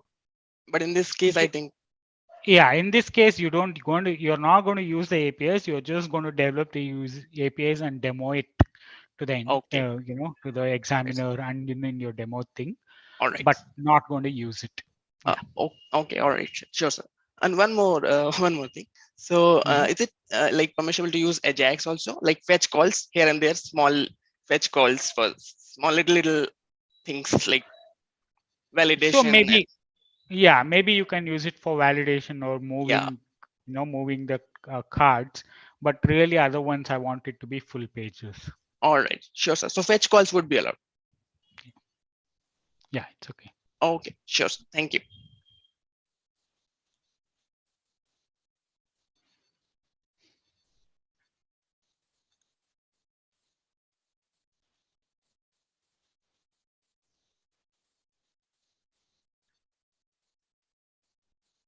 So, Nitin here, I just got back. I just wanted to add to that last question, right? I mean, whether fetch calls are allowed and so on. I mean, see, part of what we are trying to say, the reason why we are asking you to implement with Flask and, I mean, essentially frameworks which some of you who have done more web development might actually find this painful. Okay. Now, the point is that we also need it to be something that can be evaluated in a uniform manner, right? And based on experience and so on, and I think we can say that, Flask is not something which is unduly painful. It's not like making a program in assembly language or something like that. It's something which, with a good understanding of what you are doing, you should be able to do it even if you have not used it before. So from that point of view, I would actually suggest that, anything like Ajax calls or whatever, keep it to the minimum. Because the risk over there when you are using a lot of that is that it becomes difficult for you to clearly demonstrate what is actually happening, right? Because the examiner, the way that we are sort of examining our projects and reviewing whether you are meeting the requirements is primarily to look for functionality, right? And if there's suddenly some black magic happening in the background and some asynchronous requests and something else is getting updated, then that's not something the examiners are prepared for. That's not something they can easily evaluate in the short time that they have. So, keep it as unsurprising as possible, essentially. Okay, that's just a general recommendation. Of course, I mean, I understand that, in order to make something look nice, you might want to have Ajax and so on, but that's not really the point of this course, right? I mean, we are in no way sort of restricting you and saying, okay, you shouldn't do these things or that it's a bad idea. What we are saying is, from the point of view of this course, when we are trying to evaluate this project, we are looking for certain specific things. Don't let your other code sort of obscure that. That's all. Understood, sir. Thank you.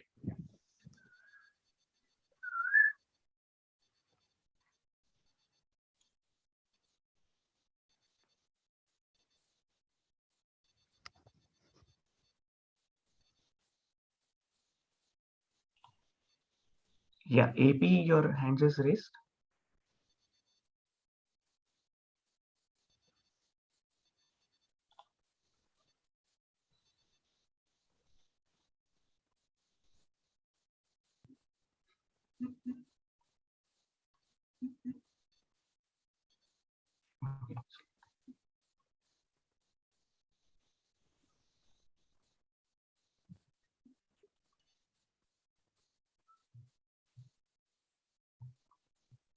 And there's one question I see about can you brief us about the separation on the project course? I am not sure I understand the question. You clarify that perhaps?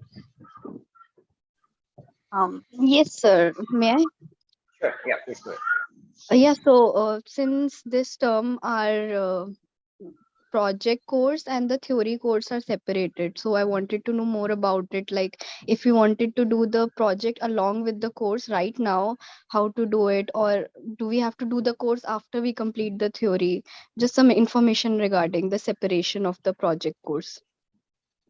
I mean, in principle, you could do the project in parallel with the course, that is along with the course. And, by the time you're done with the course, you should also actually be done with the project. So if you look at the original design of the project, it was such that pretty much by the time you are done with the course, you are in a position to complete the project as well.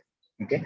So, and that's what we would prefer. Having said that, like I mentioned a little earlier, I think one of the problems that we were running into was that when you grade it that way, we are not able to sort of enforce the fact that, we expect a certain seriousness in the way that the projects are implemented, right? There were like too many cases of copied code, and people were just sort of having some basic functionality and saying, hey, this is good enough for me to pass, right? And you could actually sort of pass the course without doing much coding at all. So it was primarily to address that issue that we have separated the project out as a separate course. And if you want to do it in parallel with the course, actually, I think, we would sort of encourage that. I think that would be the best way to do it, because you can actually apply the things that you're learning directly in terms of the implementation of the project. The only thing from our side is that the evaluation dates are sort of fixed. I think we have, I'm not sure if we have already sort of given those out. We will be sort of specifying that in a bit more detail later. It is a bit more staggered. So since we have to conduct vivas and the number of students taking these courses is fairly large, we are staggering it out over some duration. And that is the only sort of difference in terms of how the project is being done now compared to how it was done in the previous terms. From your own point of view, purely from the point of view of implementation, I think if you sort of try and do the project in parallel with the course, and as and when you learn some topics, you try to implement them in the context of the project, that would probably be nearly perfect, right? That's the sort of recommended way, I would say. That's basically.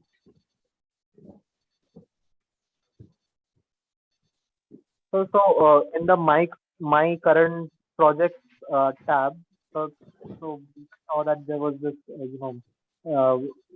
mad one for this mad one project. There was a clickable link, right? So when I clicked that, it opened the speech page and nothing showed up. It was completely blank.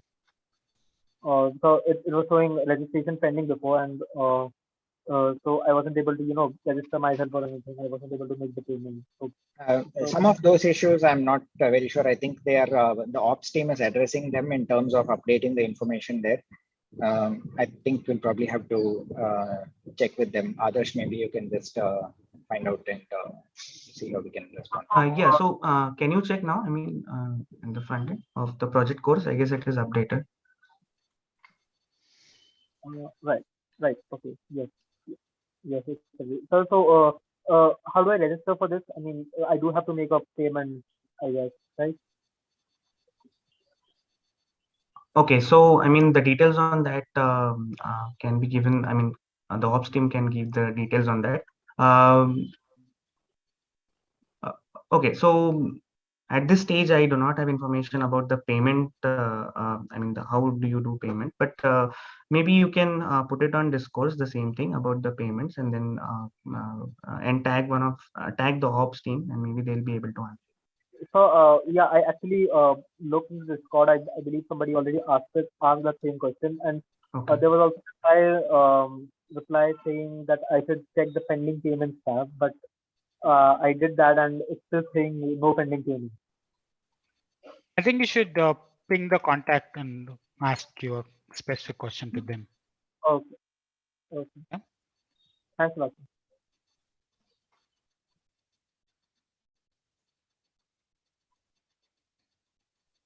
I have one more doubt. Yeah, Kamal, go ahead.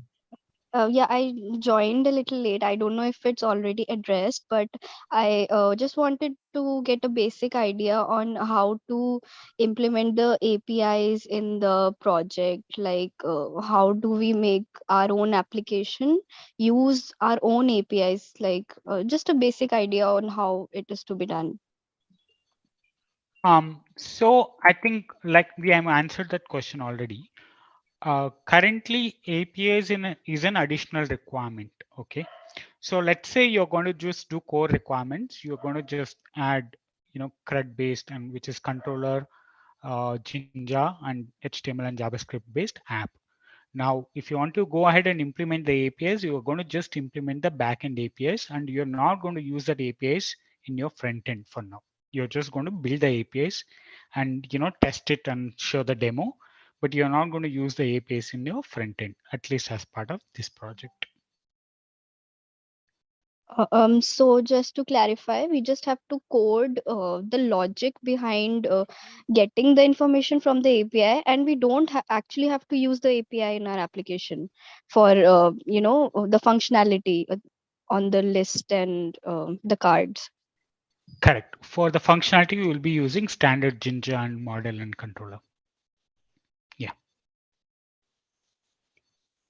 Okay, so we'll have API is to. an additional thing you will code, and you can just access the APIs and show the demo either using Insomnia or any other tool, but you will not be using the APIs as part of the application itself.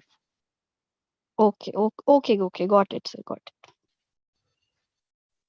So can we do this project after we get the end term exams for this course? Sorry? The project. If you Can want we to practice and do it, yeah, I mean, I don't think anyone is going to stop you from working on it further and improving post the exam. No, I mean, post the demo. does this project have to be submitted before the end term?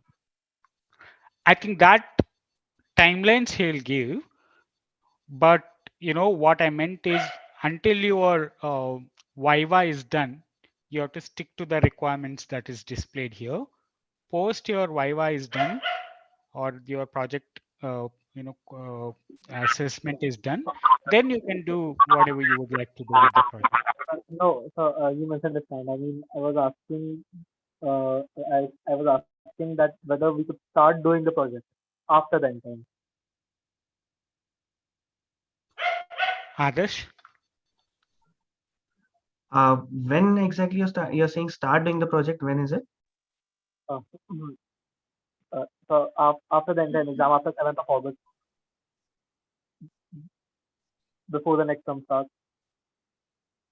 Okay, fine. So yeah, you can do that. I mean, see, so the thing is, we will be opening the window where you can submit your project. Now it depends on, and we will also give you the timelines as in when and where your project can be submitted, right? So, so if, for example, if you are busy with working on NTERM, you can have another window where you can submit the project.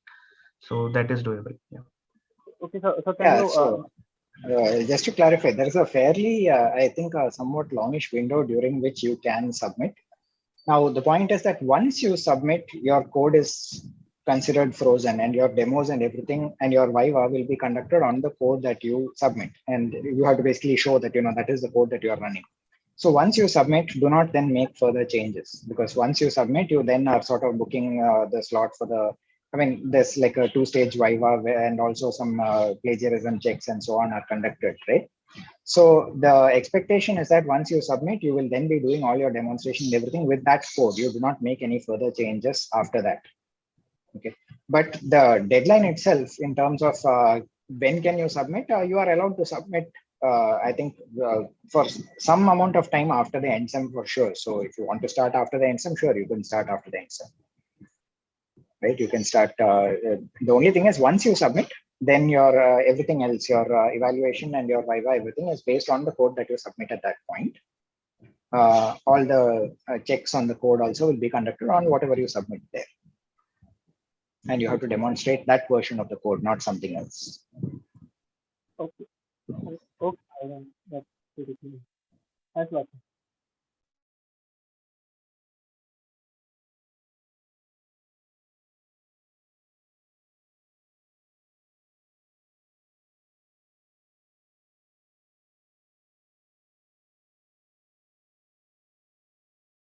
Okay, any other doubt? I mean, I don't see any hands raised, and there is no doubt in the chat also.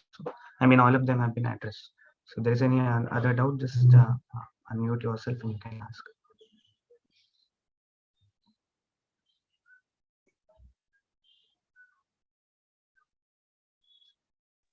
Yeah, actually, I had one more doubt. Yeah. Yeah, so the Just wire. can you be a bit louder because it's a bit hazy here. I mean, Right. I'm not able to. Hello. Hello. Is it? Yeah, go ahead.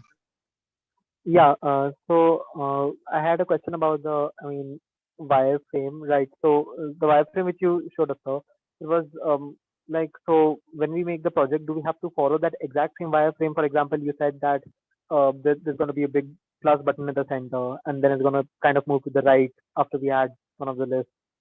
So do we have to strictly follow that wireframe on, for example, if we want to add a plus button on the top left corner, for example? Can we do it like that? Can we implement our own Yes. wireframe? Yeah. See, wireframe is for explaining the flow and how the logic works. And if you see it is a wireframe, it is not a design. So it kind of explains functionality and how the information should be structured and displayed. But if you want to keep the plus button on the top or at the bottom or on the left, or make it a square plus button, all of that is styling and aesthetics. You can play around with them. Okay, so as long as the whole thing works out as you wanted, I mean, the implementation is according to expectations. The designing part, we can do it all on our own, right? That is true. Okay. Thank you, sir.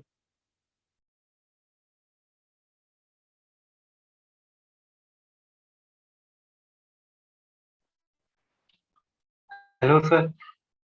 Good evening. Hello, sir. Yeah, Ravikant, go ahead. Sir, I have a question regarding JavaScript use. I think, could we connect JavaScript with our database? Suppose there are some list, some cards in the list, and we have to move them to the other list.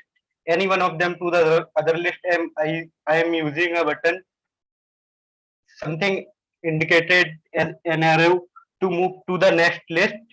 So we have to go through the database to check what list it is. So could we connect JavaScript with database somehow, or is there anything we have to do? I'm not getting what we should do about this issue.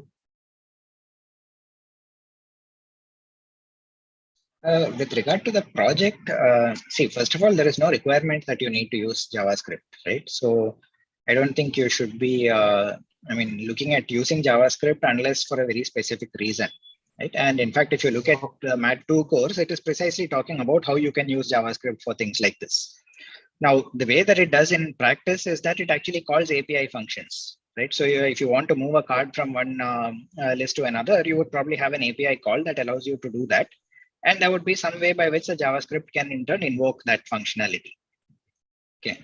So now in MAT1, I would actually strongly recommend you try to avoid that as far as possible, for the simple reason that, like I said, we are evaluating you on how well the functionality of your application works and how we can understand it. Okay, so if it gets obscured behind some JavaScript API calls and things which are not very clear about how it's working, it's going to work against you, right? Because we'll ask you to give a demonstration, and if it's confusing, then there's only so much that the examiners can also sort of stretch and say, okay, fine, we understand what you're trying to do. That's not the way that we do the sort of evaluation over here. It's not and please keep that in mind, especially given the numbers.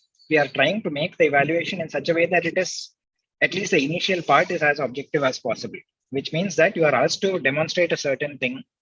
It should be clear that you have done what is required. So for example, moving a card from one list to another, okay, what is the functionality? How have you implemented it? Should be fairly clear. And it should not be that, we have to take your word for it, saying that, oh, I actually did it using this API call or doing something else. You should be able to show us exactly what it is.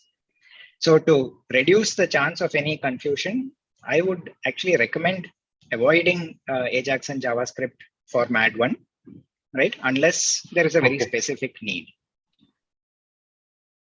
Okay.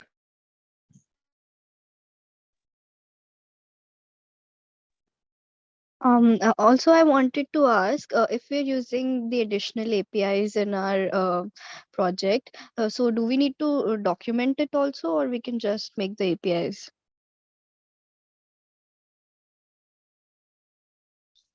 I'm not sure what you mean by making additional APIs. I mean, is it for some functionality which, I mean, to address the second part, I mean, anything that you are using, I think should be documented clearly. You should be able to specify what has been done. But I'm not sure I understand what you mean by using some other API. So are you talking about some other libraries that already exist and you are sort of including them into your functionality? Or is it that you are creating a new API for some part of the project itself? No. I didn't mean the additional API very literally. I meant if we are using APIs in the in our project, which are in the recommended requirements here also. So for that, the documentation for the API. If you're implementing the API, then yes, I mean, the documentation, I think, is also part of what we have specified. Yeah, anything that you do, basically, I mean, as a blanket rule of thumb, anything that you do, please document it properly. I'm sure it's. Yeah. Also, just to add that, as Tej sir said that, so since you're creating APIs and just to see, I mean, how APIs work, you might have to use things like Swagger and Insomnia, right? So, and so just, I mean, documenting will also help you to demonstrate how your APIs work. So if you're anyway creating APIs, it should be, I mean, it will be a good idea to document them. Because since you're not using in those APIs in your application, you should be, I mean, you must be using things like Insomnia and Swagger to show them. For that, documentation is required. Okay, got it. By documentation, we mean the YAML file. We have to submit a YAML file about the API.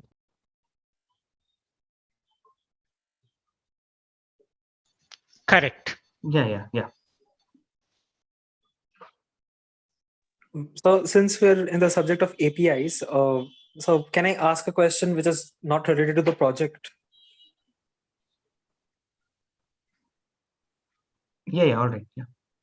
Yeah, so this is about the week 6 lab assignment, right? So this was the week, I think, in which you tested, the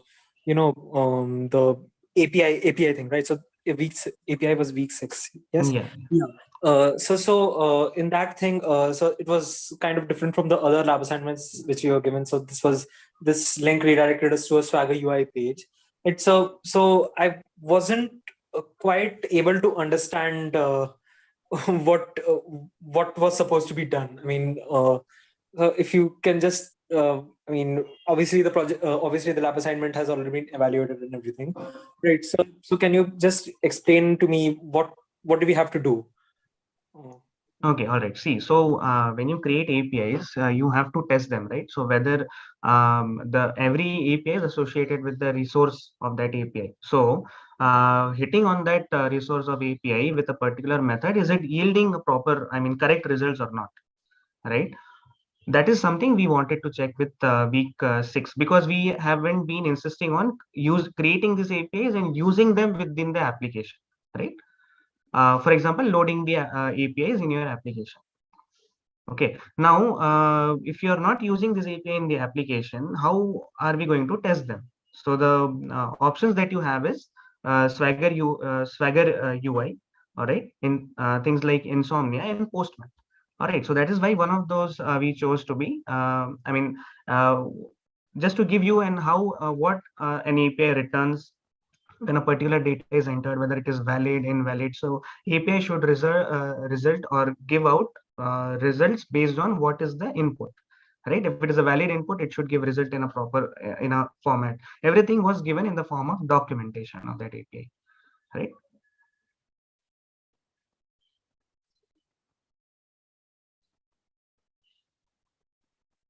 Yeah, so is this clear?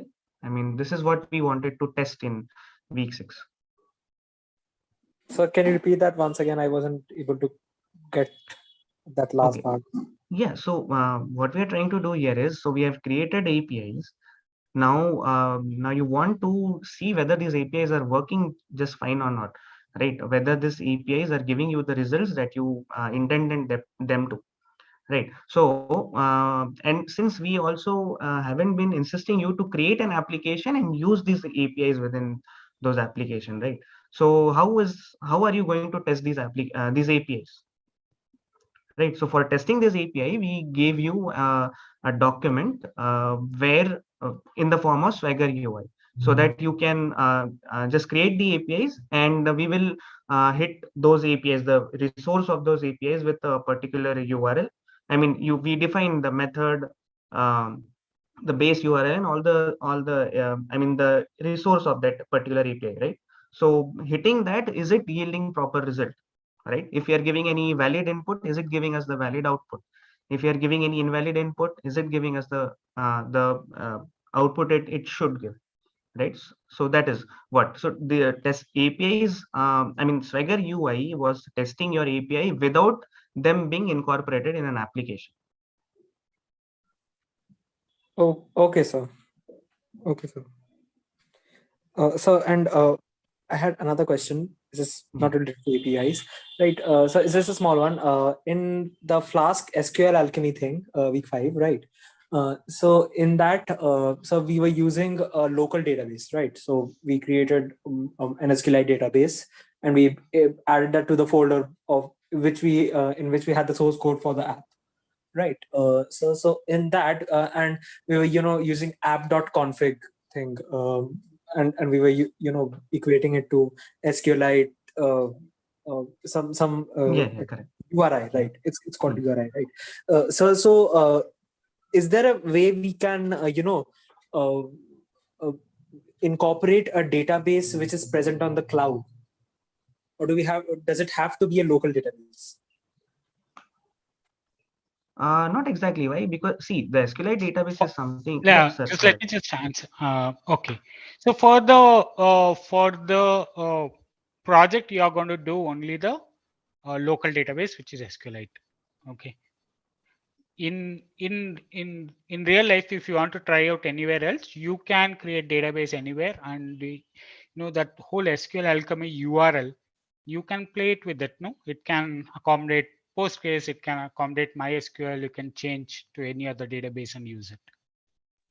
Yeah, so that's where the problem was. That's why I was asking this, because I already tried that, and it was showing some kind of operational error or argument error, something along these lines. I think you should post that in the discussion forum. I think one of us can have a look at it. Actual error. Okay. Okay, so thank you, sir. Sorry, others to cut you off. I thought I No, it's okay, sir. Yeah, so I mean, just I'll finish what I was saying. So what happens is, when we are using so the LHS, right, app.config database, SQL Alchemy database URI, that remains same.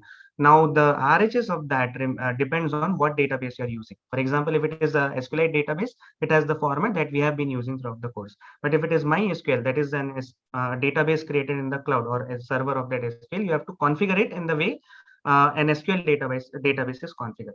How it is done is given in the documentation of SQL Alchemy. No, so that I get. No, when I said that if we can, when I asked if we can incorporate a database on the cloud, I meant that, for example, if I upload my SQLite database on Google Drive, for example, so we all know that there's a drive link which comes along with it, with which we can access the file once we click on the link, right? So would it be possible for me to access that database which I have present in my Google Drive after adding all the permissions and everything, right? So can I incorporate that in my code? Currently, no. I don't. So I think you have to look into SQLite, much more deeply. There are two reasons why it won't work. Because SQLite, when you store on a local file system, the way driver, the Python DB API driver talks to SQLite is using file APIs, the OS file APIs, right? Like file open, file close, because it's a file basically. Now, if the SQLite is on a web folder somewhere else, the DB API of SQL Alchemy won't be able to open it using File API, right? It's a separate protocol. It's an HTTP protocol at that point, right? If you, when you're downloading it from Google Drive, will you be copy pasting like you copy paste on hard drive, or will you be actually right click and save as, which is an HTTP protocol, right? You download and upload. There is no copy paste as such or edit like that. So that's why that part of, you know, when you think that, you know, can I upload it to Google Drive and, you know, connect that to connect the SQL Alchemy with a URL of Google Drive, that won't work. Okay, so how do we beat this problem then? I mean, How if to I beat the wanted, problem is, if you basically SQLite as such is not made for cloud, right? It is made for local.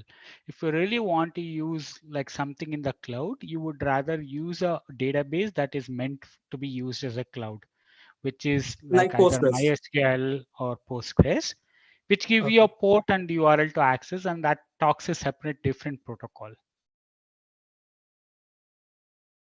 But that protocol is wrapped by SQL Alchemy, so you may not see it, but you will be installing a driver to talk that behind the scenes. Okay, so we can incorporate Postgres databases into this SQL Alchemy thing we'll be doing instead of SQLite. Yes, if in yeah. Okay, thanks a lot, sir.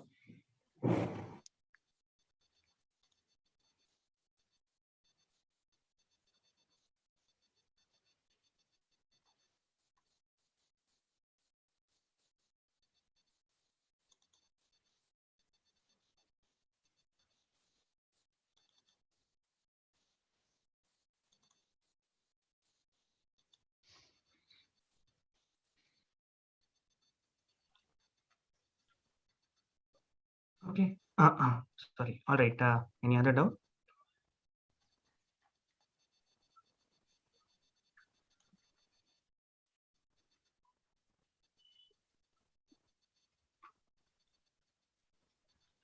All right. Looks fine, right? So, I mean, this should be okay for now. I mean, the professors also have been there for the very long time, right? So, if there are any other doubt, you can post it on Discourse, and we'll try to address those doubt on Discourse. And if there are any operational doubt, just have some patience. We are getting things cleared, and everything will be documented and given to you.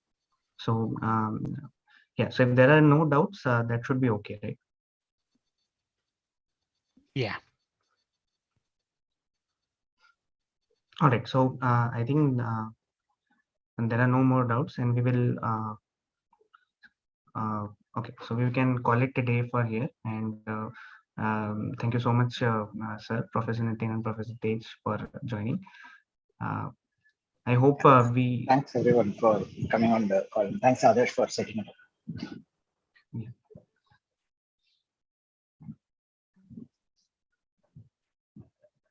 All right, sir. I mean, we can call it a day. You can drop off. I'll just close the session. Thank you, Adarsh.